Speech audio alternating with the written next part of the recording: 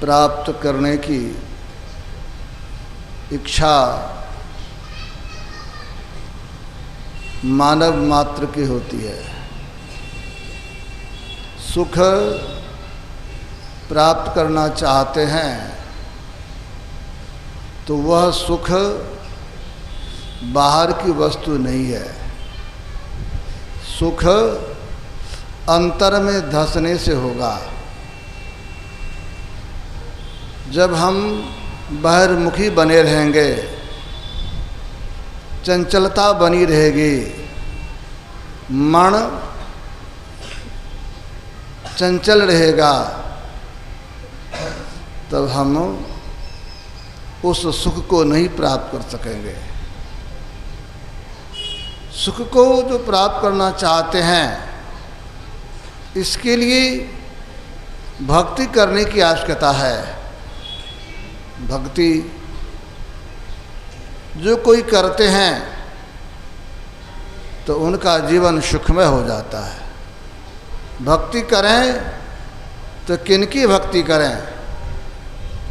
संतों ने कहा भक्ति करें, एक ईश्वर की भक्ति करें, एक परमात्मा की भक्ति करें।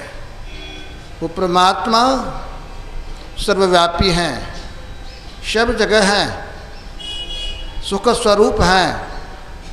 उस परमात्मा को जो प्राप्त कर लेते हैं, उनका जीवन सुखमय हो जाता है और वह सुख सदा का सुख होता है।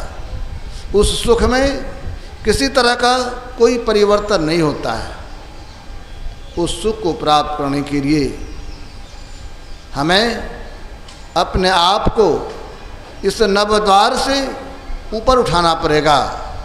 गुरुदेव ने कहने की कृपा किए, तन नवद्वार हो रामा, अति मलिन ठामा, त्यागी चरु दसम द्वारे, सुख पाओ रे भाई।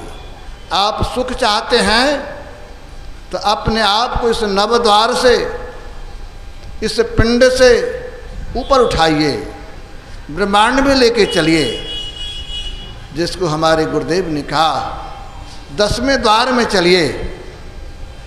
जो 10वें द्वार में अपने आप को ले जाता है तो उनको वास्तविक सुख मिलता है। 10वें द्वार में हम जाएंगे कैसे? तो हमारे गुरुदेव कहते हैं इसके लिए भजू भाई गुरु गुरु, गुरु रूप ध्यान धरो, सन्मुख बिंदु निरेखो, सुख देखो रे भाई। आप संसार में सुख देखना चाहते हैं तो एक ही सहारा है, गुरु मंत्र का जप करें, गुरु रूप का ध्यान करें और अपने आप को और सिमटने के लिए बिंदु ध्यान करें, जिसको दृष्टि योग की साधना कहते हैं। उसको करने की जरूरत है।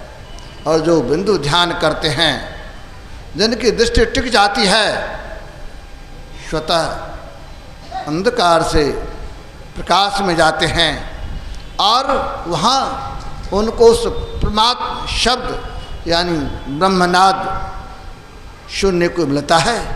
उसके सहारे अपने अंतर में चलते हैं तो परमात्मा के दो पांव प्रकाश और शब्द मिलते हैं, या कहें परमात्मा के दो हाथ प्रकाश और शब्द मिलते हैं।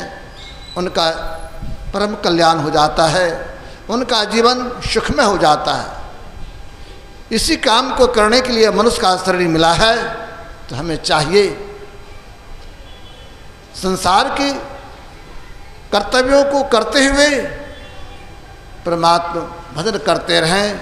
गुरुदेव कहने की कृपा किए हैं, भोजन छूट जाए तो चिंता की बात नहीं है, लेकिन भजन नहीं छोड़िए। जो भजन करते रहेंगे, एक न एक दिन परमात्मा की प्राप्ति होगी और हम लोगों का परम कल्याण हो जाएगा। इन्हीं के साथ मैं अपने वाणी को विराम दे रहा हूँ। श्री सद्गुरु महाराज की जय।